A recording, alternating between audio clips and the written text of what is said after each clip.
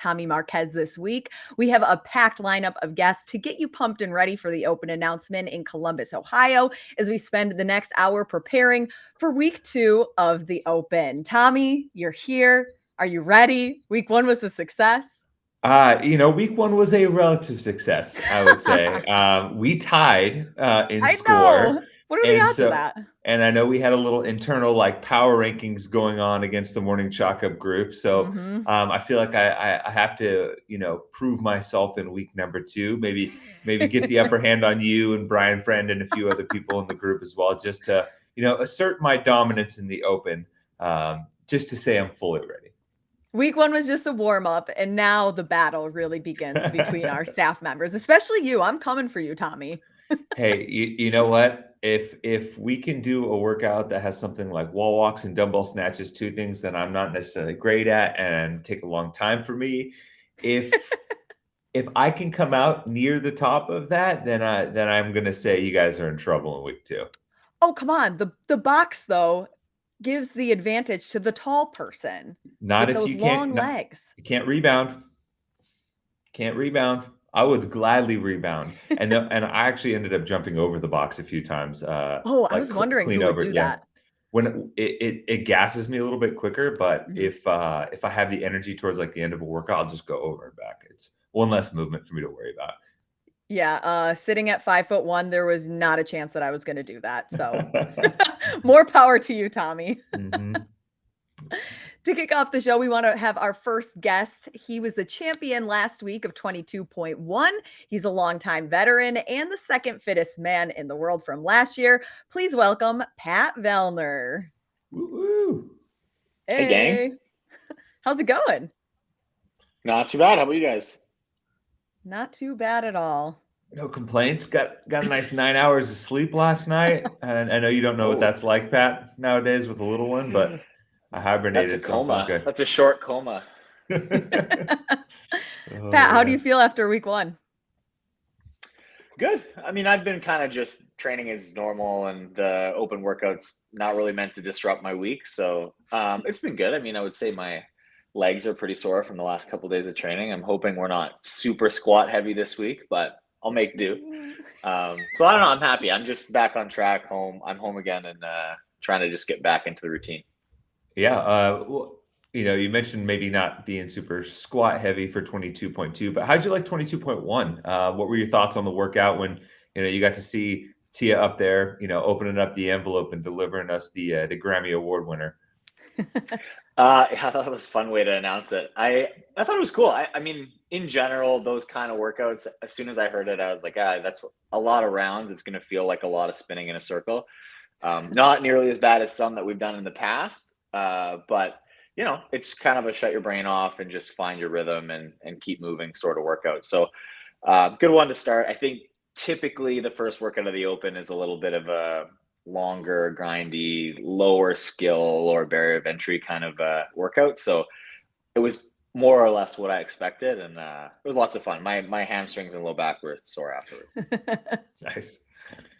It looks like you were definitely a one and done with this year's Open with last week's workout. But when it comes to the mindset of Open workouts for the past X amount of years, people really have had to do the workout over, whether it was 2 times through, 3 times through. Has it been difficult to change the mindset to kind of just coast through the Open now?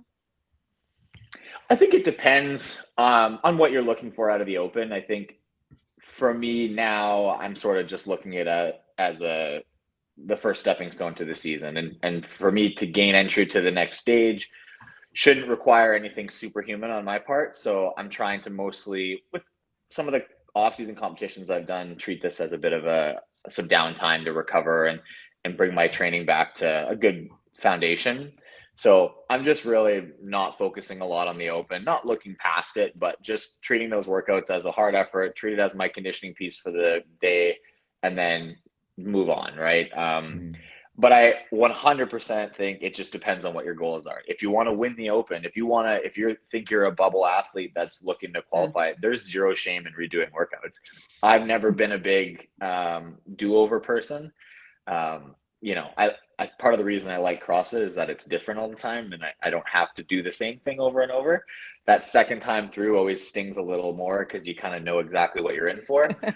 But I think, invariably most people do better the second time through. You've got a little more data, you understand it a little more. So I've never been a huge fan, but if that's what you want to do and that's what you need to do to reach your goals, man, do it. Like, there's no problem. Don't let anybody shame you out of it.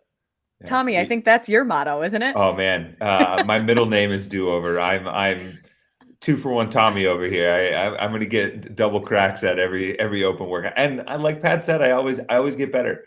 I think I've done every single open workout in history twice, and only once I haven't gotten better. That's pretty good So odds. yeah, so I A lot of redos. I like the first test is more of like, feel the waters, learn something about it, and then I go downhill from there. So I get ahead of steam for round two. But I think one of the nice things now for the Open is with a little bit of less pressure, say, on some of the top athletes to just advance. I actually kind of think it's a good practice tool to do it one and done, because that's what you do in competition a lot of the time, especially in the later stages when there's a lot of events that get announced in the last minute.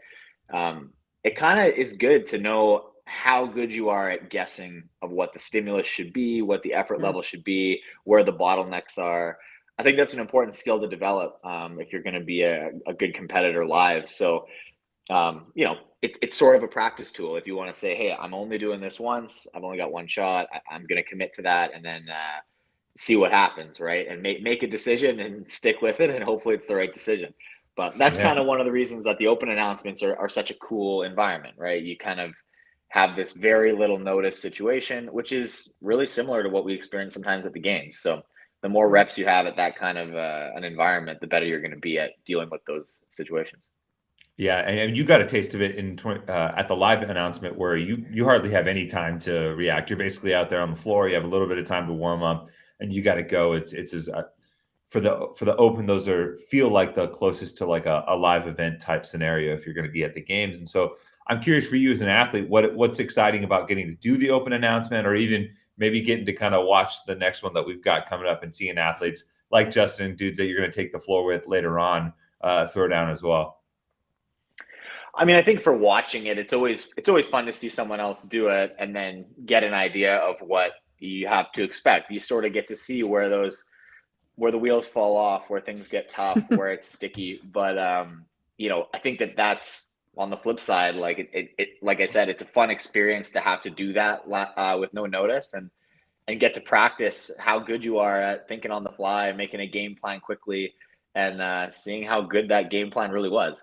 I do think there's a skill in that, and so it's good practice, and it's just fun. It's fun this year to be back with a crowd, a live audience, and do that sort of stuff, and have a fun kind of community touch point. Was really cool. I've had the privilege of doing lots of Open announcements, and I've always kind of seen them as a fun opportunity to test yourself in a different way. But it's stressful. Like, you don't really know, and there's a lot of speculation about, do we actually know the workout ahead of time so you can help your warm up right or do whatever. And you don't like, you really don't. I've done 5 now, and you really don't. They just sort of give it to you last minute, and you get 5 minutes or so to figure it out. So you do a nice, good general warm up, and then, you're off to the races. Are you excited for today? Yeah, I'm pumped. I'm kind of off today, so this is I got some errands to run. I might go for a swim later, but I'm gonna enjoy it with everybody else. Go watch, see what we're in for this week, and maybe see if I can gather some data from the guys and gals going this afternoon. Oh man, who you got in the matchup? Who's your picks? Geez, it's tougher for the women. I think Justin's probably the guy to beat. Like, how do you not? I know he's been doing a different kind of off-season training. Yeah. But, so who knows? Maybe he's been going hard all day eating cake. So maybe he'll be a little slow. Fueled by cake. I think you got to pick Justin. No disrespect to Saxon, but on the women's side, I think it really depends. I mean, Emma is young, but she's fit and she's good. And I mean, if it's gymnastics heavy, she's very good. but Laura Horvath is Laura Horvath. So I think that if there's any kind of weight involved, Laura is probably going to like decimate the field, probably for the men and women. And then we'll see if it's a bit more body weight heavy. I'd probably pick Emma, but again, I don't know. I might. Yeah, I'll go Laura. I think we did a lot more body weight this last week, so I think there'll be a little bit more barbell or something involved in this one. All right. Well, Pat Vellner, thank you so much for joining us for our pre-show, and good luck with 22.2. Thank you. You guys as well. Thanks, man. Thanks. Oh yeah. Any guesses, Tommy, so far? Oh man, I was doing this yesterday with my constituent Sean Woodland. He was asking what I wanted to see, what I'd hope to see. It's really hard to guess if it's not a repeat. Like if it's not a repeat, obviously you're just throwing darts in the dark. And you mentioned that I think you picked 17.5 a while back. I did, and then I heard on Talking Elite Fitness, you guys were talking about that, and I'm thinking Tommy got that insight from me. Yeah, I was like, I would love to see that. I would love to Me see. Too. There's a handful of. I mean, there was the clue about 22.2 that looked like volcano style barbell knurling. If you know I think that was taken right off the Rogue website. That picture. Yeah. With their barbell knurling. Which makes sense, right? Because you're at Rogue, why not use a barbell? But the more I think an entirely new workout, so it's hard to guess. But I would love something like a couplet with like thrusters and double unders, or something that has that, maybe heavy deadlifts and a very simple ascending couplet like that. Yeah, I think it would be fun to have a repeat if it's one of those couplets. But when it comes to repeats, I almost think that they're not going to do one until the quarterfinal stage. Interesting. Yeah. I don't know. I don't really have any reason for that. Just, I don't know. It would be something different. Yeah, just firing away and thinking that, quarterfinals is almost an extension of the Open, the way that they're progressing it through the season, and that it could be a possibility. Yeah, But interesting. Hey, you never know. They could also do 2 repeats and smash 2 tests together next week. You never know. Ooh, like the way 13.1 was 2 open workouts put together. Yeah.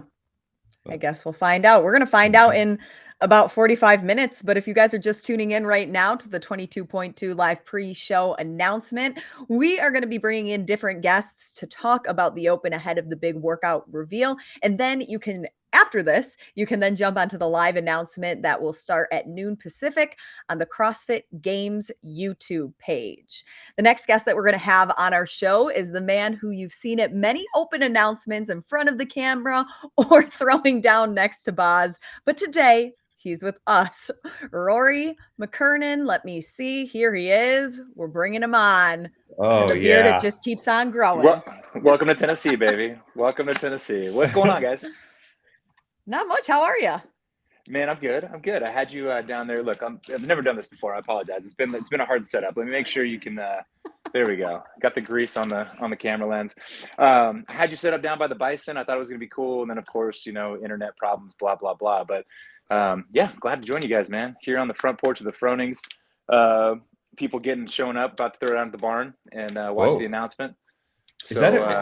Is that a Cracker Barrel rocking chair, like the ones they sell out in front of the Cracker Barrel? How dare you, Tommy? That's what's at my house. These are custom fabricated. That's the same as calling Sean Woodland your constituent. How dare you? Oh my gosh. Oh my God. Never let him live that down. Someone's been listening in the waiting room. Yeah, I couldn't Google it because I had to be on a live broadcast, but I'm pretty sure that. Yeah. Oh man. Shots are already fired. Oh, I love it. Early. Oh man. That's how you know you're having fun, right? Oh, totally. But I may not be as wise as Ro because I don't have quite as much I don't have as much salt and pepper mixture up here. I'll tell you, I'll give you the actual color of dye that I use to make it look like it's white. Really, it's stark black. I've got the same genes as Bill Grundler. I'm just like stark black hair. It's never gonna change. I'm gonna die with pec muscles that are this big. Yeah, actually, so Lauren, the backstory is that why I'm mad is because Tommy, he was playing games in my heart. He was like, "Hey, dude, I think I'm gonna come by. I'm gonna stop by, stay with you, have fun right before open announcement 22.3." And then probably within a 30-minute time period, he was like, just kidding, bye. Ooh, I that's will refute cold, that. cold-hearted. This is the great lengths that Rory Mckernan will go to A, discredit me, and B, make sure that I don't visit him. He was like, hey, hey man, just so you always know, you always have a place to stay when you come out here. I was like, oh yeah, I think I'm going to come out next week. He's like, oh, actually, we decided to move and we won't have a house next week. So yeah, I was like, babe, Tommy's coming. We got to sell this house and get into a shitty little rental quick. I looked up on Redfin and they had listed it like 30 minutes prior, right after my text. So, pardon my language, I forgot we were on a family station. It's okay. Oh man. I think. But yeah, man, rocking chair, Bison in the background. Like, just hit me in the face, Tommy. What do you want? What's going on? Let's get fired up. What do we got? We got 45 minutes until the open announcement begins. Yeah. Rory, did you have any surprises from week one? Yes. One is, I'm always tragically, just, I don't know, it's not ambivalent, or I'm not smart enough to wise up and realize that these athletes are so superhuman, right? So even though I get to see it with my own eyes all the time, like, when I saw Mal's score, that's insane. I just couldn't comprehend, because I'd seen people in person do 12 rounds, and I was like, this is impossible, and I'm watching it with my own eyes. So to see some of the scores were big. Morning Chalk Up was the ones that posted it this morning, but it was a great heads up, and probably my brightest shining thing from week number one was Brooke Wells' performance, just coming back out of the gates from that injury that everybody was so, terrified by for her and sad for her. And like, to see her come out, that was, I would say, I'm not surprised by her capacity, obviously, but for someone who's like tried to come back from an ACL tear like 5 years ago, and I still complain about it, to see her be in the top 25 in the open, within, what is it, like 6 months or less, right? That was just like shocking and astounding for me. Yeah, man. And those are probably my top two, is just to see that the athletes are still the athletes. Doesn't matter. It felt like a weird workout, right? Like, Tommy, you and I kind of talked about it personally. It was like, it didn't hit you in the same way as most open workouts if you didn't do it right. But still, you see the cream rise to the top. So, but yeah, those are really cool, especially Brooke, man. That was really heartening for me to see, inspirational, to say the least. Yeah, totally. And last week, and Rory, you've been a part of so many open announcements, and like clockwork, it was always 5 p.m. Pacific, 5 p.m. Pacific. That was the kickoff to it. And last week we had a new time slot. It was at noon. And I think, to be more inclusive of other areas around the globe. What did you think of that? Wrapping more people in and getting more people involved. I loved it, dude. I loved it. I haven't really gotten to talk to anybody how it affected like Europe or Australia or other countries, but even just selfishly, like in the central time zone, it was bitching to be in the middle of the workday. Now, I'm one of the people who've been lucky enough to like go to work in pajamas every day and be able to stop my workday and watch a live open announcement, right? But yeah, I thought it was a huge benefit add. And I remember, even for those who are those who are working the announcements themselves, or even the athletes who are doing them, if you wanted to flex and do something creative and go, even the East Coast was a little bit of a grind for an athlete, where you're like, yo, wait all day, stay ready, perform at your best in front of the worldwide audience. I thought it was probably a benefit add for them as well. And so, yeah, I couldn't be a bigger fan of it. Now, something that I know personally I would love to see, but I'm sure a lot of fans too, can we expect you and Boz to go head to head this season or any time in the near future? You're tugging on my heartstrings here. It's give the fans what they want. Because he does live in Nashville. He does live in Nashville now, so he is in Tennessee. It could easily be arranged. It could easily be arranged, and sometimes it is. It's just not always for public dissemination anymore. There was a couple of weird years there, right? And Tommy knows, like, as soon as I was kind of kicked out of the nest, me and Boz still did the workouts, but it was kind of like under the cover of night. It was like not because he couldn't do it, but it was just, it wasn't Roe versus Boz anymore, and so it was like. But the cool thing about that tradition is that I was looking back through memories, because I know we're doing a little bit of retrospective stuff, but even in 2012, Like me and Boz did 7 minutes of burpees behind where Tommy's sitting right now. I assume, are you at the like the old HQ office? I'm up in Santa Cruz. Yeah. So we were at like we were on the Ladado Trail in the middle of nowhere. Like our agreement in year one was that we were going to record every single video and do every single workout and do them together, but by video submission, because it was new and exciting at that point. It was like nobody had ever thought of that before, right? And so really, with the exception of maybe last year we did them. So maybe 2 years ago is the only time that we haven't really done the workouts side by side, if not head to head, right? There were a couple of years where it was a big deal and it was head to head, but I mean, we've always done them together. So I actually talked to Boz on the way up here, like right before I jumped on with you guys. And I got to give him a shout out. Sorry, I know I'm taking a hard right turn here, but we moved my house on Friday and I had to be out by sunup.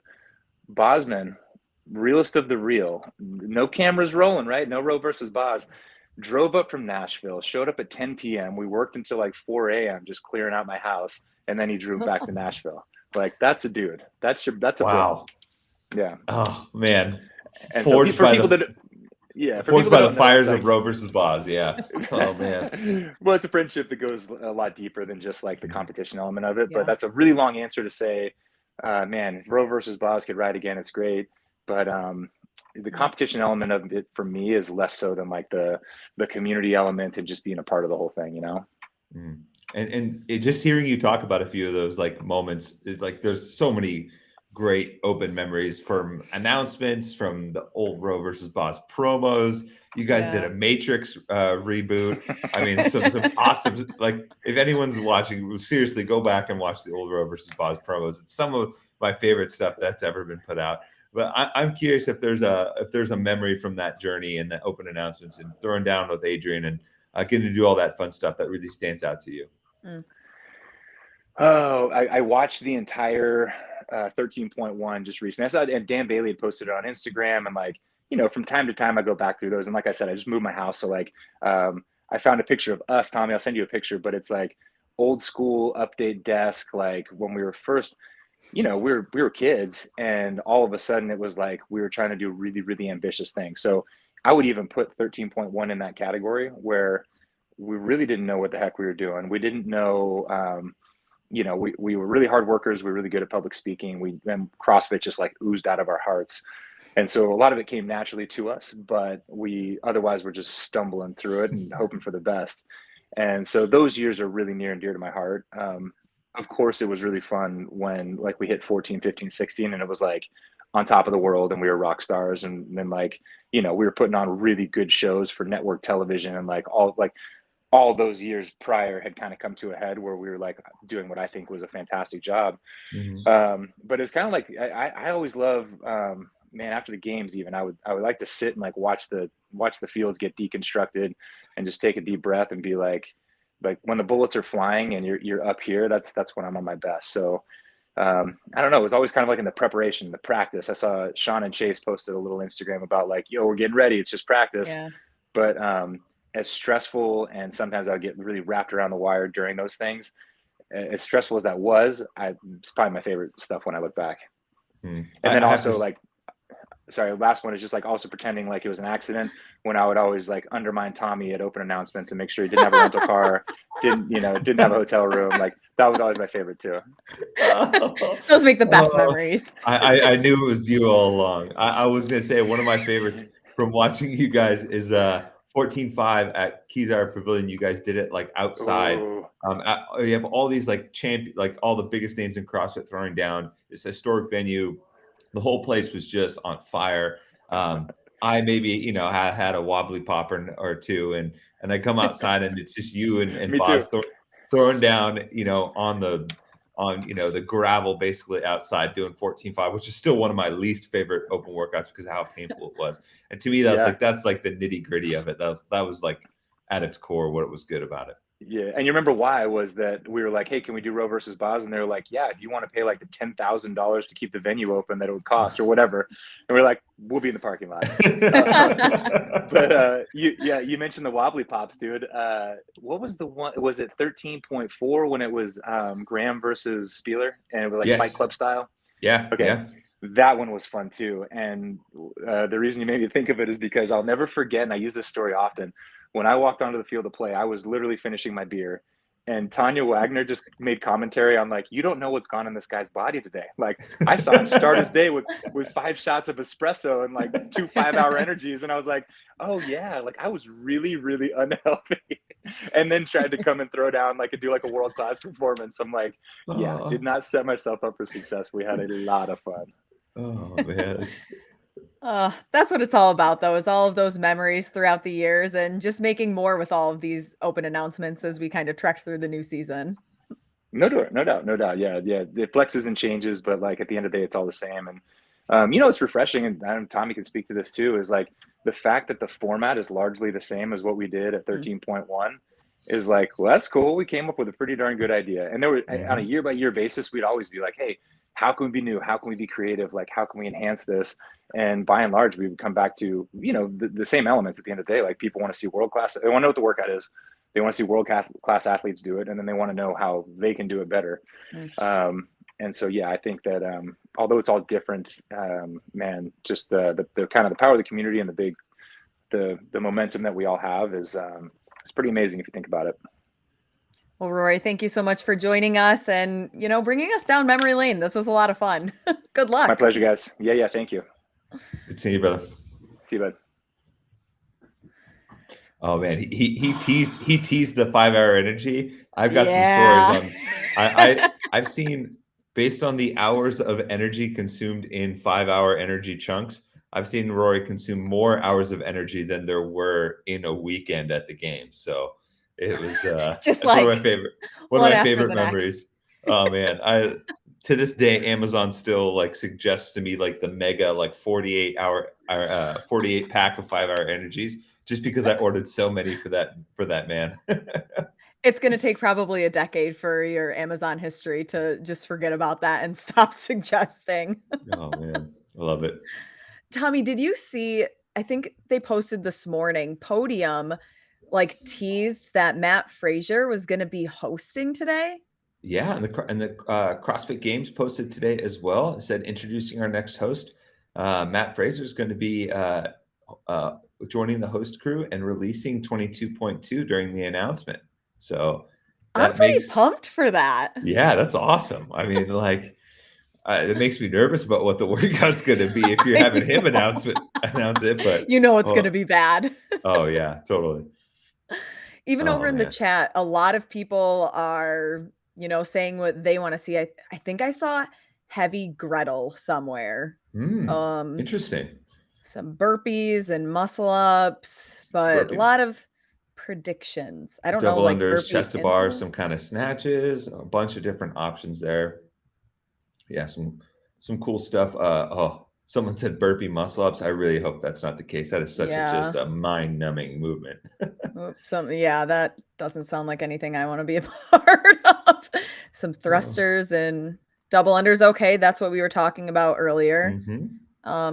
So many different options. We're going to find out in the next 30 minutes. That's when CrossFit Games YouTube, they will be hosting the live announcement. And again, Matt Frazier, he's going to be there. He's going to be telling us what pain cave we're going to have to enter. What do you want to see? What do you want to see? What's your jam? What do I want to see? Really anything with a barbell. I love barbell cycling, but I also like that moderate to heavy weight. A chipper, I would like, where you kind of just have to grind through. I don't love all of the transitions, like the merry-go-round this past week. This was me. I'm getting dizzy. I'm gonna throw up. Oh man, I don't mind it, but it's all good. Time will tell. I would like a chipper though. I'll join you there. Yeah. What was the workout with the 55 deadlifts, 55 wall balls? Was that 20? Started on the it was I believe it was 16.4 and 17.4, I think. Or maybe there was 2 years apart, but it was 55 row, 55 wall balls, 55 deadlift, 55 handstand push-ups. Yeah. And we would get back to the start. And then I didn't make it back to the start, if you were wondering. I got close. I got really close. I almost did, but yeah. Yeah. I think I had only been doing CrossFit for about 2 years at that point. But before we bring on your next guest, we just want to run a quick clip to take a look at who's going to be throwing down in about 30 minutes.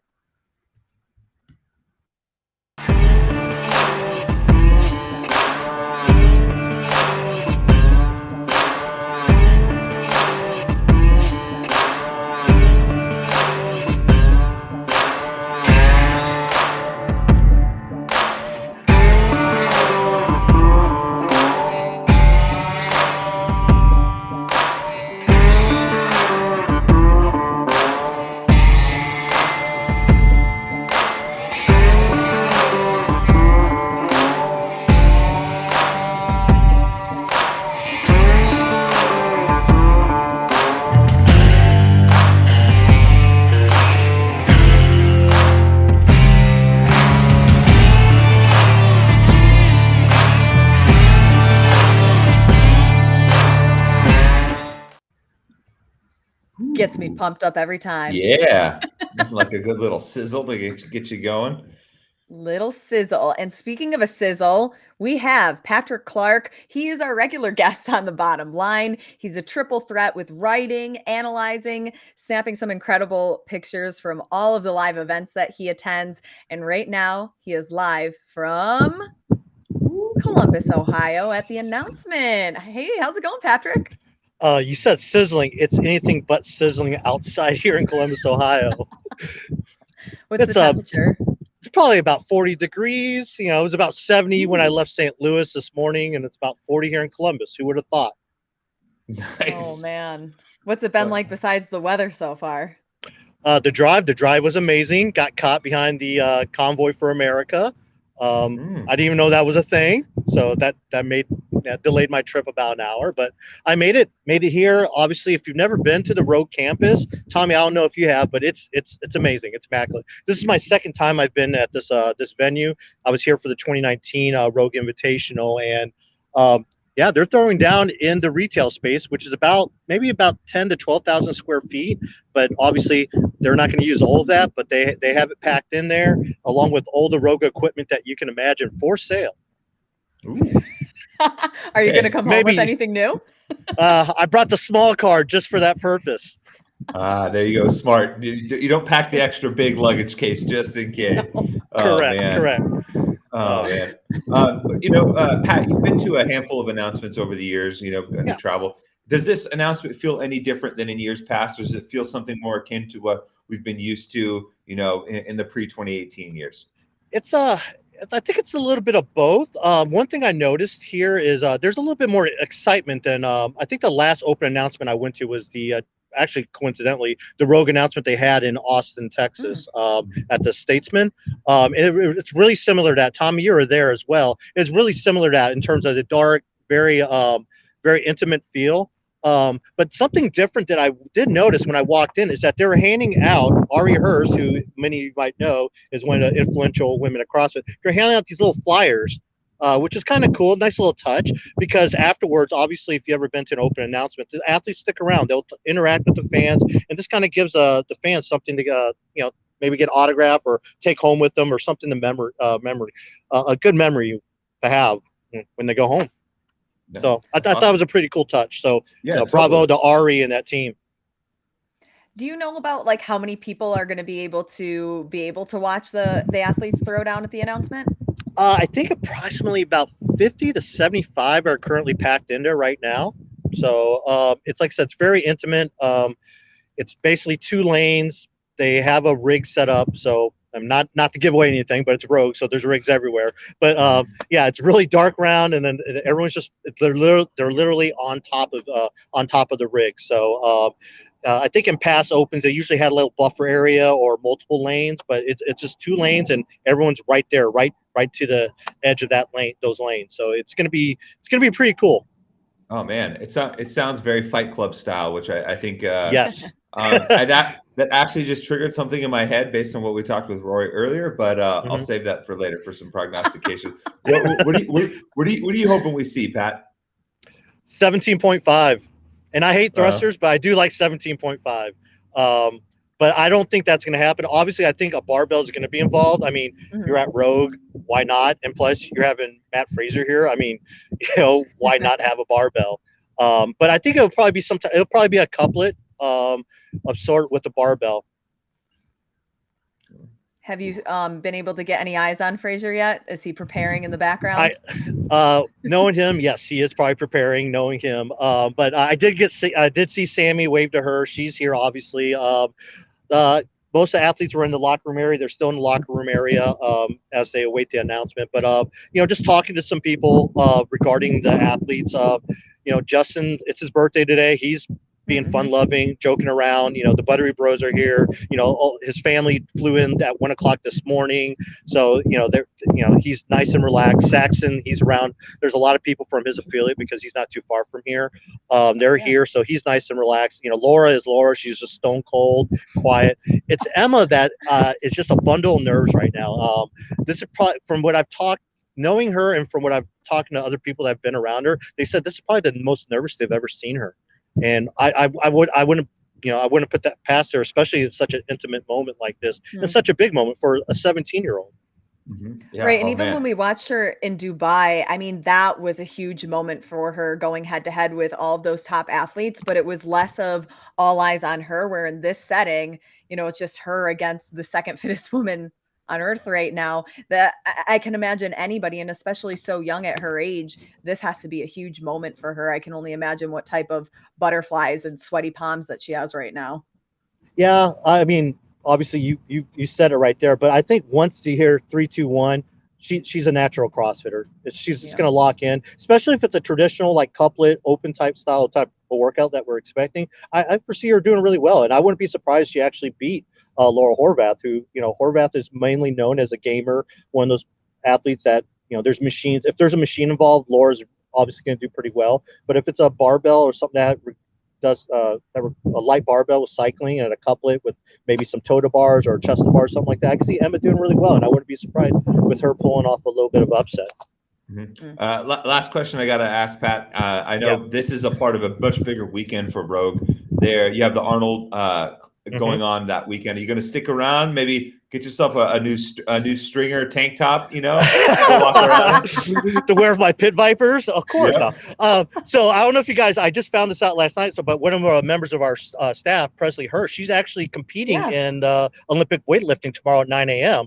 So I got her, she's here attending this right now, and I'm going to stick around, watch her lift in the morning, and and then stick around. Obviously, the Buddy Bros are here, Julian here, a bunch of other guys. So I might check it out. I've never been to Arnold.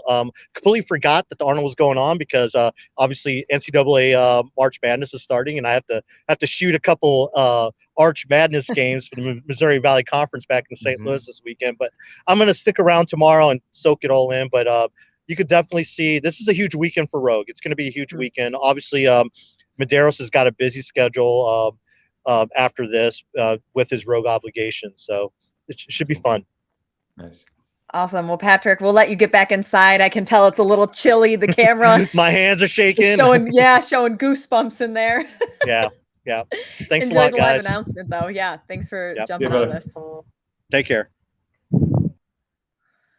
Oh, man. Ooh, Live from Rogue. You've been inside there before, right? I haven't been in the new space, no. So that is on my my Mount Rushmore of places I need to go soon, very soon. It's funny, he mentioned a couplet. I was like, a workout that I would love to see, and this would be the second time we've seen a reference. Rory talked about 13-4, that couplet of clean and jerks, ground to overhead, and toes to bar with Spieler and Graham Holmberg. And then Pat just said barbell cycling and maybe toes to bar. I'm like, hey, it's possible. It hasn't been repeated, but you never know. Oh, what year was that from? 2013? 2013. It was 13-4. Yeah, it was it was one of. I will tell you this: it is the only open workout that I completely blacked out in. It's 7 minutes, and it's ascending reps in 3. So it goes 3, 6, 9, 12, as far as you can go in 7 minutes. Yeah. Of 135-pound clean and jerk and toes to bar. And I got 115 for the ladies. I believe it was 95 for the women. Oh, bring Um, it on. yeah. I'll go head to head with you on that one. Oh yeah. So I remember I got to the round that I wanted to get to, and I just needed to get some reps on the clean and jerk. And this is a hilarious story. I'm beating Marston, I'm beating Heber, I'm beating the crew, and now GM of sport Justin Berg walks into watch, and he sees me like getting cross-eyed, and he like steps up to the bar, and I don't know what he said, but whatever he said was like throwing propane onto a campfire, and I just like grabbed the bar and just completely blacked out.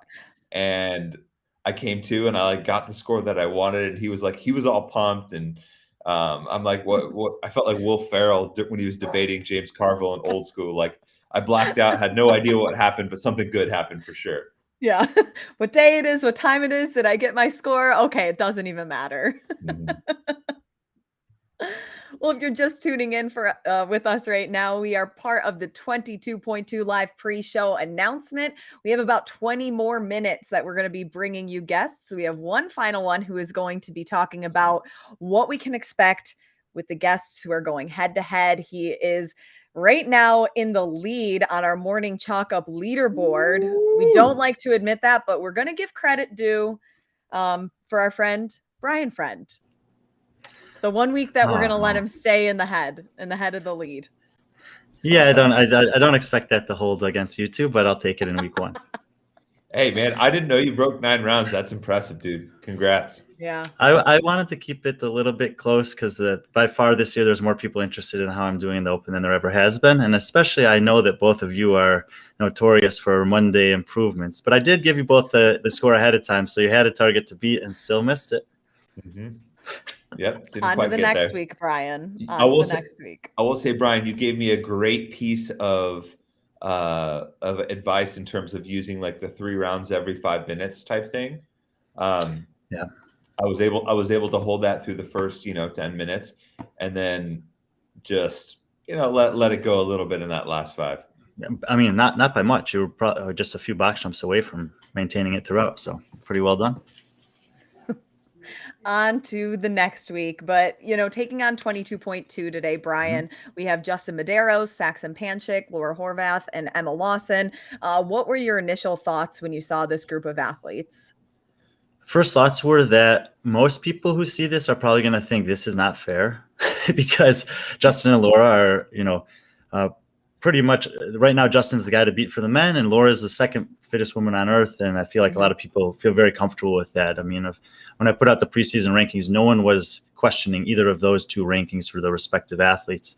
And even though Saxon's obviously incredibly good and Emma Lawson was a teenage champion this year, it looks like a kind of a David and Goliath matchup on paper. But this is the Open, and the Open is not the games, and the workouts are very different. And if you study, which I have, and I think we're going to talk about the respective performance of these athletes against each other, don't be so surprised, regardless of who ends up winning today.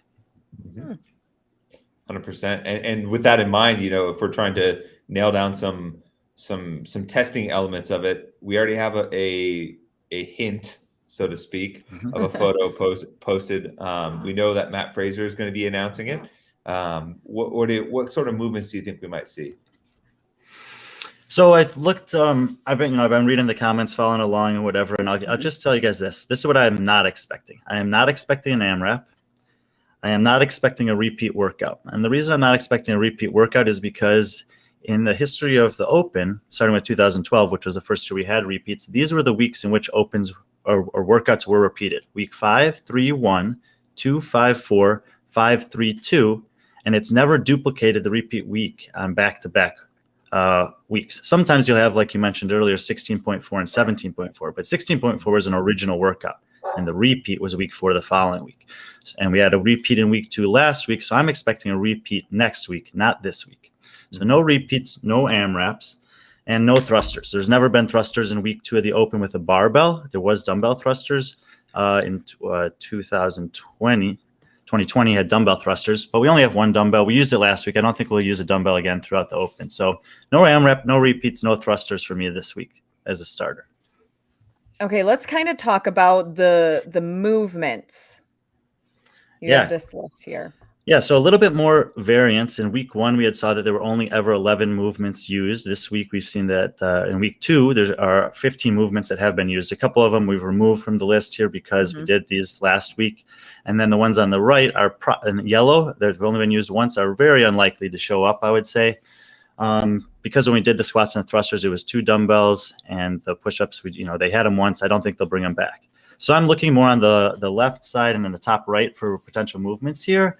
And I really think that it's going to be toe to bar and clean progressing to bar muscle up and heavier clean complex. Now there might be like multiple successive weights for the clean. So you could see the kind of the classic open 95, 135, 185 with toes to bar, jumping to 225, 275, 315 with bar muscle up. That kind of thing makes sense to me. And then the only other thing that I'm kind of curious about, because I have a strong feeling that 17.5 is going to be the repeat also next week, which means where do burpees fit in? So maybe you have a burpee as like a toe to bar burpee clean ladder, bar muscle up burpee, heavier clean ladder. So that's what I'm feeling for today. Okay. Lauren, what do you think about those? I've got both of you on that. I wouldn't be so sure about that. I can say for sure if the barbell ends up going beyond 185 for the cleans, that I will concede to both of you this week. That's what we want to see. Where's the hang up for you? Are you a bar muscle up queen, Lauren? What's your deal? You'll have to wait and see. Oh my gosh. This again. I've asked her these questions and she cliffhanger. just continues to give me these answers like this. Well, if that's the case, I hope they standardize the height and make it tall enough for us big guys so Lauren has to use a riser. No, come on. Hey, I hope they make you use the short bar. Oh, But like you have to hold an L sit. Oh my gosh. So your feet are off the ground. I mean, that's pretty much, that's how most pull-up bars are for me anyway. So it wouldn't be out of the ordinary for me. The other reason why I like that style of workout is because in the last 6 years, 4 of the week 2 workouts have pushed into towards the 20-minute time domain, either with 1 AMRAP or with 3 that ended up being capped at that time domain. And even I think Vellner was talking about how last week was kind of long with the 15 minutes. I have a sneaky feeling that that they are not going to test strength with a 1 rep max or a complex this year. So this kind of a testing format that I laid out makes sense. And that instead next week, to get those kind of 7 or 5 to 10 minute workouts that we usually see in the open, that it might be something, I can't remember which one it was, Tommy, you might know, where it was the barbell and the toes bar, then you were mandated to rest for a minute or 2, and then the bar muscle ups and the burpees or something like that for 3 rounds of 10 and 10. It was 20.4. It was, but I have it was snatch, bar facing. Are you talking about the 2-parter that was like snatch, bar facing burpee? And then maybe 19.4. And then you rested 2 minutes in the bar muscle ups. Yep. And bar facing burpees. Yeah. Yep. 2019. So I think we might see something similar to that next week, but with 2 scored events. So like there's a rest in the middle, but you get time for 21, what would be 22.3, and then also a separate time for 22.4. So I'm thinking a longer workout is not out of the question here. Obviously, if the barbell is going up in weight, people like we will be stopped by the barbell at some point, but it allows for the elites to express strength in a different way. And they've tested the 1 rep maxes on 2015, 18, and 21. They haven't done those in back-to-back seasons, kind of have that 3-year gap. So I'm not expecting a 1 rep max. And so I think strength will be tested, as we talked about in our history of Dave programming the open workouts, in one of the different ways that they tend to do it. Yep. When you look at these, make you earn your weight. Sorry. No, that's okay. When you look at these athletes that are going head to head, who are your predictions to come out on top with the information that we know before actually seeing the workout? Yeah, this is actually super fun. So like I mentioned earlier, all 4 of these athletes will definitely have a chance today, depending on what ends up being the workout. For the guys, Justin and Saxon, I went back to 2019. Some people forget how young Justin still is, and you see the relative open performances here. And I actually had an article come out today about why I think this will be Justin Medeiros' best open ever. But Saxon got him in 2019. It was obviously very close, only 2 spots away on the worldwide leaderboard in 2020. And then in 2021, Saxon was 4th worldwide, which obviously incredibly impressive. But over the course of those years, there were a total of 14 workouts that these guys did head to head. And Saxon holds a narrow edge of 8 wins to 6 against Justin. And however, on week 2, as you see here, Justin has beaten him 2 of the last 3 times. And last year's week 2 workout came down to only 3 seconds.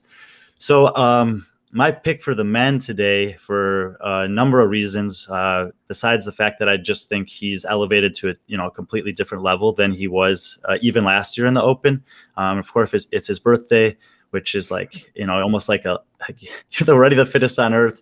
You're just coming off wins at Rogue, and everything seems to be going your way, and you get to do this on your birthday. So I think Justin will take it for the guys today, almost regardless of what comes up. And for the women, I think it was maybe Rory or Patrick that were talking. I think it's a pretty tough call without knowing the workout for sure. If it is something like I suggested with an increasing weight barbell, then I think it's Laura, no doubt.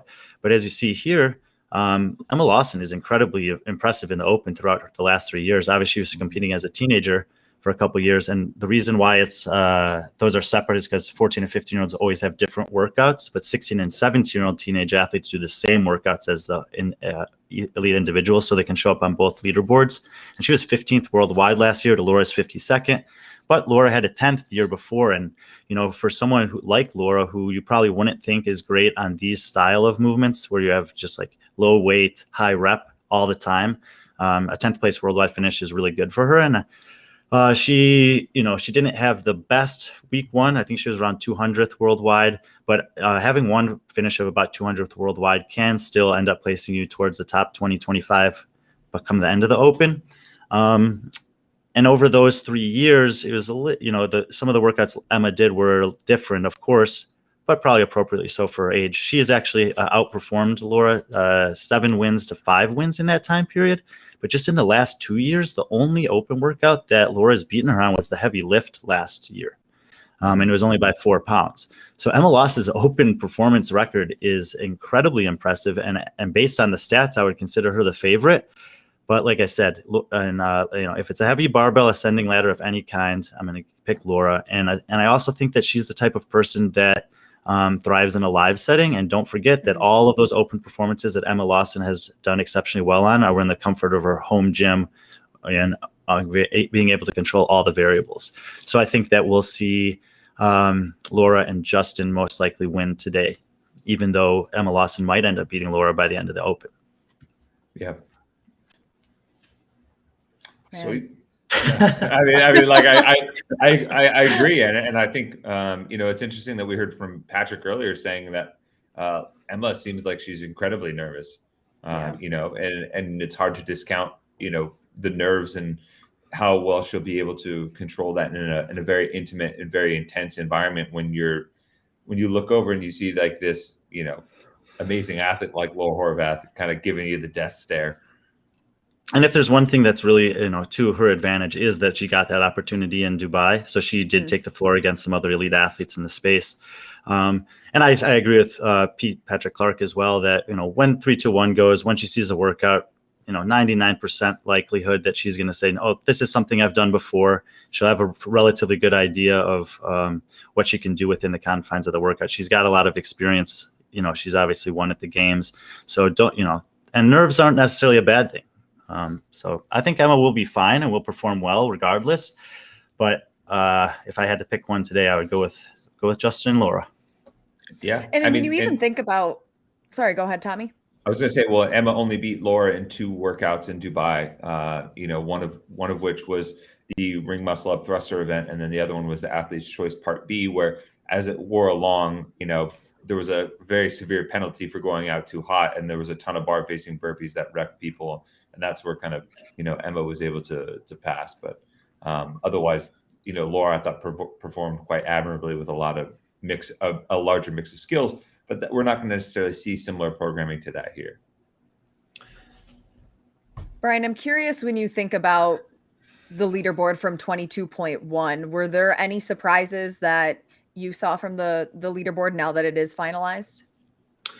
Yeah, for sure, especially on the first page of the leaderboard. But you see this every year after the point one workout, because it's generally super low barrier to entry, and occasionally it favors certain height and weight style athletes or whatever. So for the athletes that I don't really recognize towards the top of the leaderboard, I'm not too interested in them yet. I want to see if they can do it in week 2, and then after week 2 we can talk more about those. And as far as the other side goes, a lot of people I know have asked and made a big deal about how poorly Brent Fikowski did in the Open.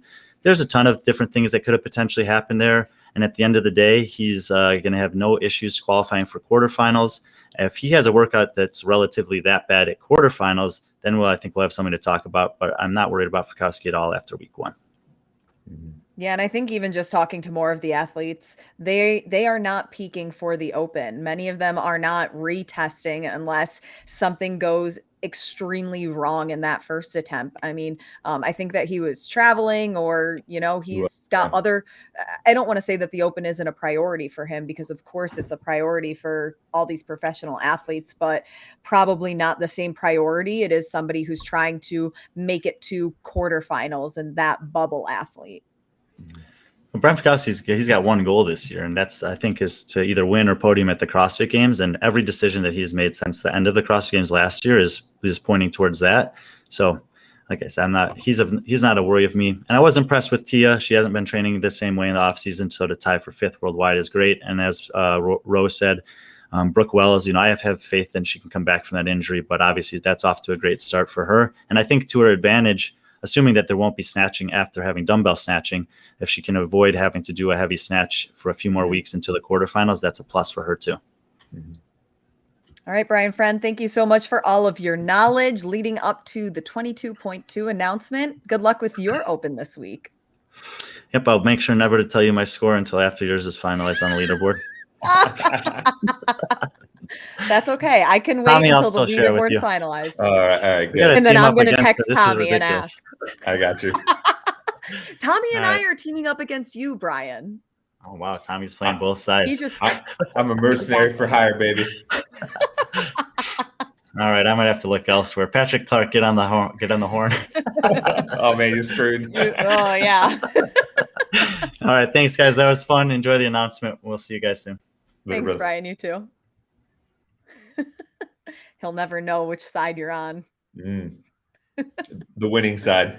The winning side. Always the winning side. Oh, man, we only have 3 minutes until the announcement. What are you most excited about when it comes to, Open announcements, Tommy? Man, I'm glad that they're traveling again for them. I'm glad that you're getting to, in many ways, Open announcements always felt like a regionals light, like a single shot regionals. Anyone who grew up reading comics, they used to call them one shots, where it's basically a singular story encapsulated, and it's not like a long running series. And that's what it kind of felt like. We bring a truck, you bring the lights, you bring the announcers, you bring a couple of top athletes, and in a very condensed format, a very distilled format, you get like this taste of CrossFit Games type competition. And with the Open announcements being able to travel to affiliates and doing that inside of an affiliate more often than not, or in local communities, to me, that was a really good way of like continuing to go out and, like Rose said, have those touch points, with those communities. And so, like, I'm excited to see people, at Rogue getting to cheer that on, and then that being a part of the Arnold Strongman Classic and the whole Arnold weekend, and then hopefully continuing to keep this going in the future and going back to affiliates and getting to see those little pocket communities get a very unique and very highly curated experience. Yeah. And I mean, it's going to be so exciting. It's nice to see the communities coming back together.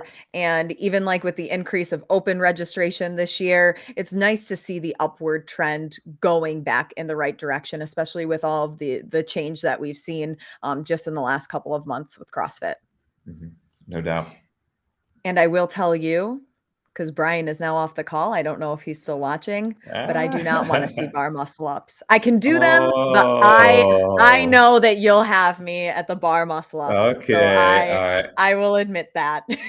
Well, your secret is safe with me for now. And the 3,600 100 viewers who are watching. Oh man, Nobody I love go it. tell Brian friend. It's gonna be a hashtag pretty soon.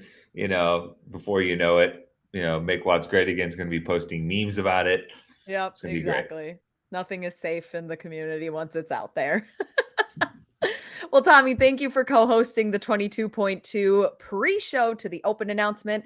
We have just a couple of seconds until you guys should hop over to the CrossFit Games YouTube page. That's where the live announcement is going to be going down. I'm about to jump on to watch because Matt Frazier is going to be helping out with the announcement. Thanks, Lauren. Yep, thanks. We'll see you guys next week.